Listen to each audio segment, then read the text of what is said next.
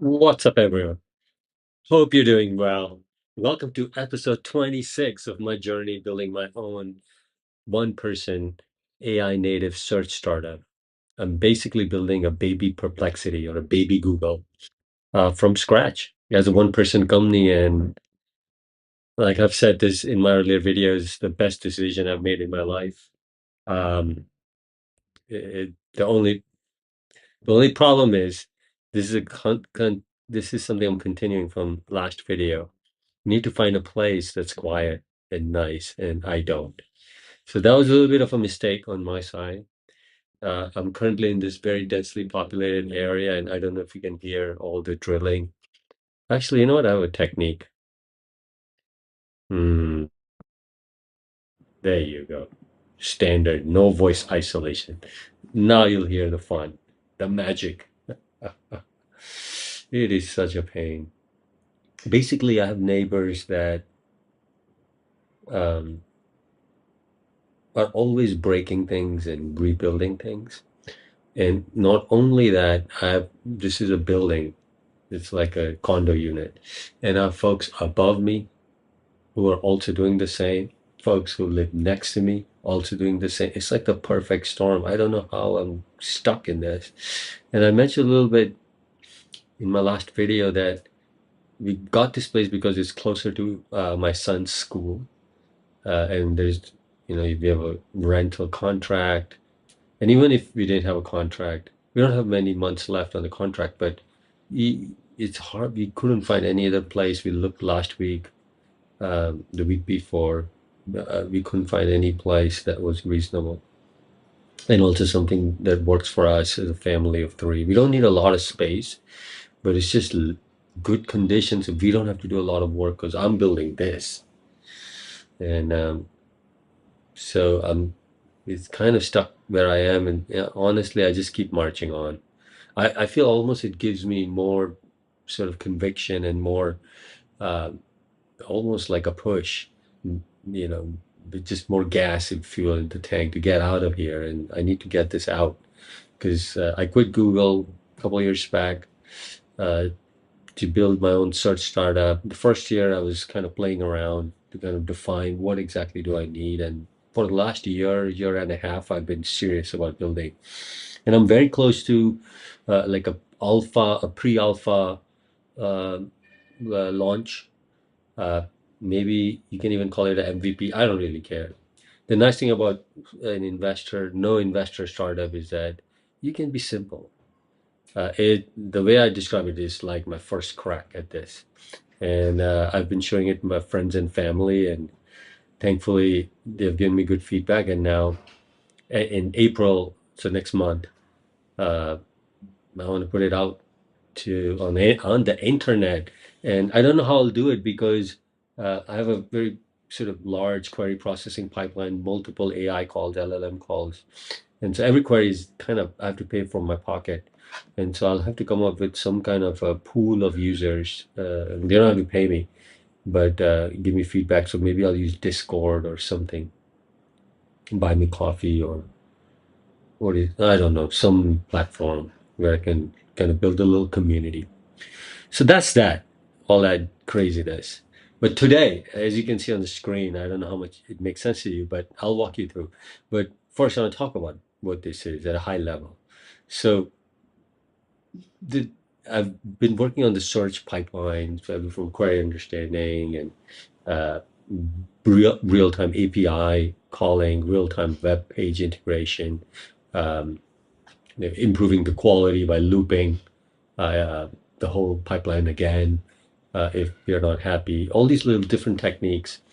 Personalization. I want to do more videos on personalization. But after query processing, query understanding, which I've said it in the past, which is my most favorite subject because I feel it's the perfect challenge for me. How can you tell what the user means from their prompt, even though the prompt's super vague? Uh, but there are a lot of clues, like from the user's past queries, maybe other things in the context, time of day, where they are. Um, and then get to know exactly the user. And I have this kind of butler mindset. So it's almost like you have your personal butler and you have to speak very long sentences and the butler would know. And that's my sort of goal.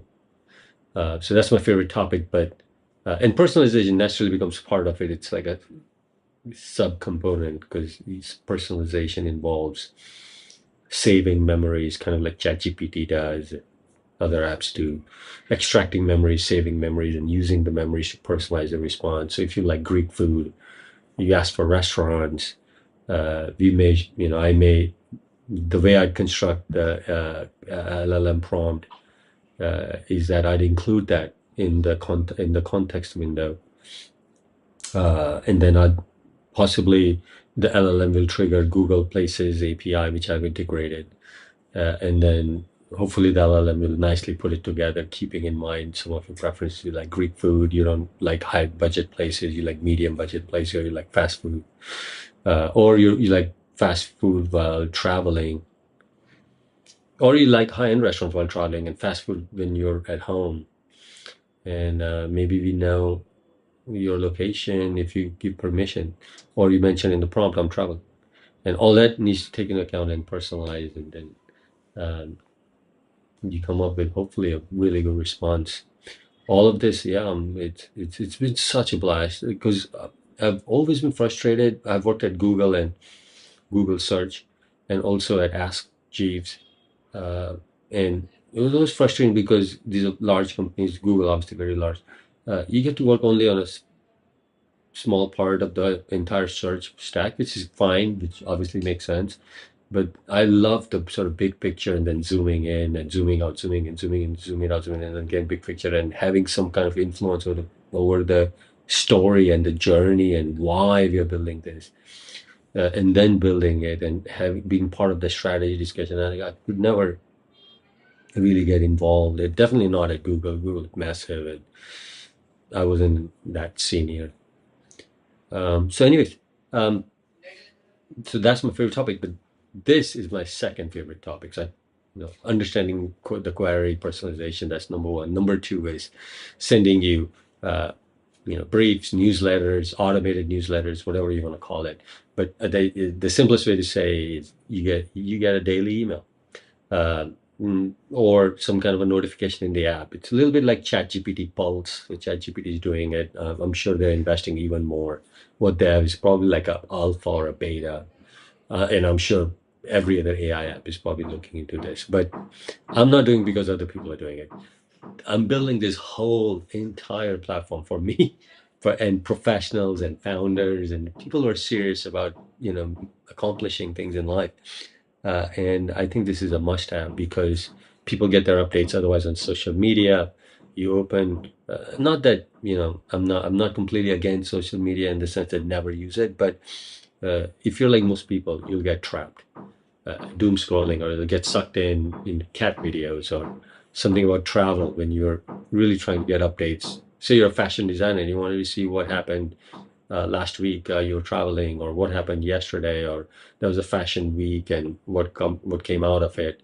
And you open your Instagram or whatever social media app, and then you'll have some nice posts from people you follow, but then you have something else, and all of a sudden you're looking at a cake recipe or cute dogs, right? I mean, it's just how it is. TikTok, for example, is very good at showing you stuff that kind of gets you hooked. And so the idea that behind sort of my approach is that for important stuff, it'd be amazing if you don't completely have to rely on social media apps. And not only that, I don't have to go. I get it pushed to me, and it's ready. So when I've allocated some free time to catch up on things I care about, it's ready, available. I just open it and boom, I read it and done. It's a nice, I use AI, LLMs, and so it's nicely summarized, hopefully with links, and I can drill down. So that's kind of the idea. So if I'm interested in new gadgets, watches, and travel, Europe travel, right? Three, four things. Um, I can, yeah, that's my son. So I'll get updates, and I can quickly scan and get a feel. It's a little bit like newsletters that, a lot of entrepreneurs are getting into this newsletter business. There's Beehive and all these tools. This is basically like essentially a newsletter, but it's completely automated, completely AI generated and personalized for you. So what I'm showing you here is the sort of 10,000 feet, 5,000 feet architecture. So my entire sort of platform I'm building on Google Cloud. Oh, this reminds me, I have to apply to Google Cloud startup program so that I can get some credits. Right now, I'm paying everything from my pocket, and it hurts that I get like a 200, 300, $400 bill minimum every month, and it hurts like crazy. So I have to apply. Anywho, so let's start with the scheduler. It's like a cron job that runs in the cloud. You can schedule it. By the way, here you can see I'm on V6. I talked about this in my previous video. Am I doomed, like, for ultimate failure? Because I'm already on the sixth re-architecture iteration of this. Although some of them are very kind of smaller and what have you, but it just wasn't landing. Like, this is a space where it's so important to me to get it right. The mission, by the way, of the company is not like build a search app. The mission is to increase human happiness. That's it. It's inspired by Dalai Lama. I don't have it here. I have a little poster that I hang behind me. But that's really it, contributing to users' happiness, increasing user happiness. And I seriously think that if you can help people save time, make them more productive, it adds to their happiness. I'm happy when I get something without going somewhere and, oh, wow, good to know, thank you. And then quickly without maybe too many ads or distractions, especially if I'm using from a professional use or personal uh, use as an entrepreneur, is so important. So it adds, and then there's so much more I can talk about that all sort of hopefully will help you at the end of the day become more productive and just joy to use. And that's the idea. So, anyways, so cron job, and then I have something called an orchestrator. The idea here is that you have all these topics that I've collected. I'll talk about how I collect the topics. Again, that's also using AI. So, but different video. But for now, assume that I've already extracted a lot of the topics that you're interested in from your conversations, or you can go in and add but yourself in settings. And then there's also logic in terms of which topics to pick, because you could have 25 or 100 or 10 or 5,000 of them. Obviously, we don't include everything 'cause it's going to be junk otherwise. So how do you pick the ones? Oh my God, see that? That's what I was talking about. Oh, I forgot to turn off the isolation or turn on the isolation. I'm so sorry. All right, voice isolation. This should be better. So yeah, pick topics and then fan out. And here I have this concept of a runner. The idea is that for every topic, you execute a runner and it goes off, finds all the nicest, the best thing. It basically is a branch of my search pipeline. So you can imagine Apple iPhone.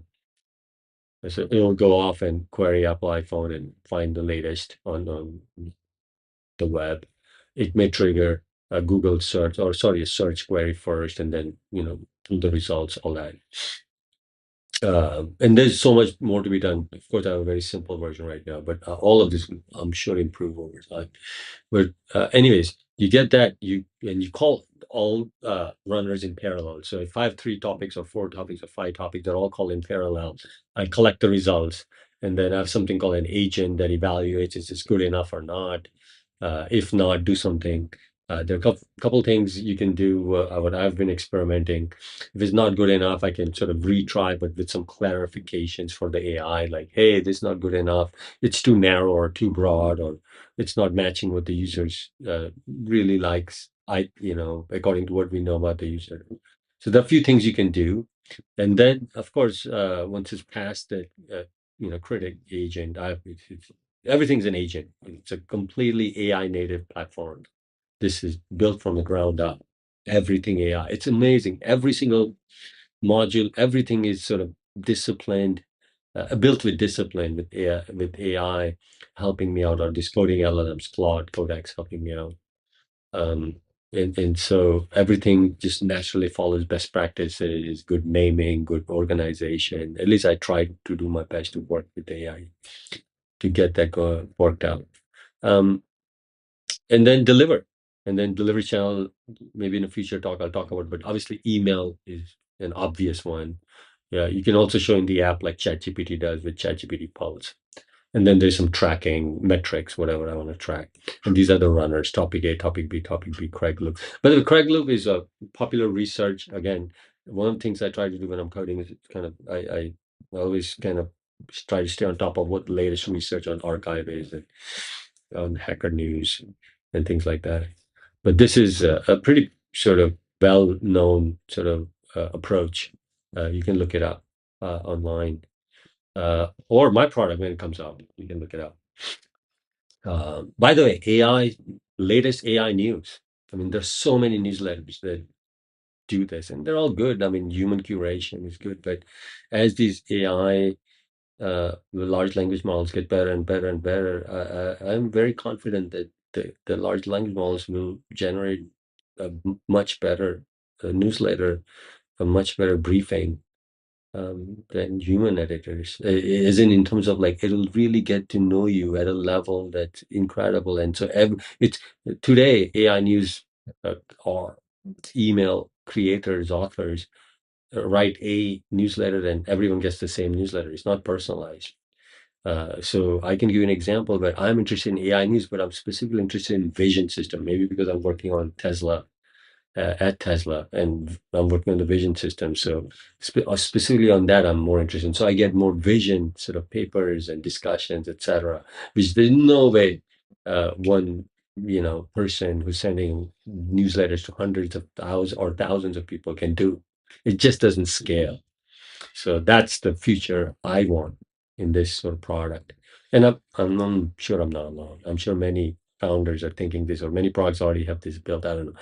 But I'll like always say it has everything I do has nothing to do about the competition. It's about giving a small company alternative, small company option that's transparent. So everything that's recorded about you is very transparently available. You have full control. You can delete it very easily, everything, and it is really deleted, not archived. Um, and it's trust. There's a trust that's built as you use the product more and more and more by designing the product such that it is user centric. So trust, control, and transparent. These are the pillars of which every decision I make for this product. And then yeah, and then there's again an AI, an LLM merges. Maybe I'll do a session also on what LLMs I'm using. I've experimented with a bunch. I've also, you know, anyways, different topic, but it doesn't really like the architecture that I'm developing. I can use any LLM, so it doesn't require a re-architecture if I have to switch from Claude to ChatGPT or Gemini. Anyway, so merges, AI merges, it highlights important things now that it knows everything. There is citations and references because it's important where you do. And then there's some quality checking, which maybe that's another topic also for a future session. How do I do quality checking? There's a whole evaluation framework. I've come from my expectation, what I expect from this platform. And there are sort of 5 specific metrics that I've identified that are very important. 3 of them already talked about: trust, control, and transparency. But anyways, so that's how the system was very simple, very straightforward, nothing sort of out of the ordinary, but it works. I've been testing. Hopefully, folks will have a chance to try. Someone will try. Hopefully, one user. That's the target. One user will try it in April and give me feedback. That's it for today. Sorry about all the noise, and that's the one. That's one thing. That's the one decision we didn't make actually we didn't have a choice. So I don't know if it was our decision, but you need a good place to work from, a quiet place, and uh, we missed out on it. So I don't know. Maybe in a few months, maybe in a year or so, thing will get some traction, and I'll have some confidence to move to a better place. In the meantime, this is it. Anyway, thanks. Talk to you later. See you in the next one. Bye bye.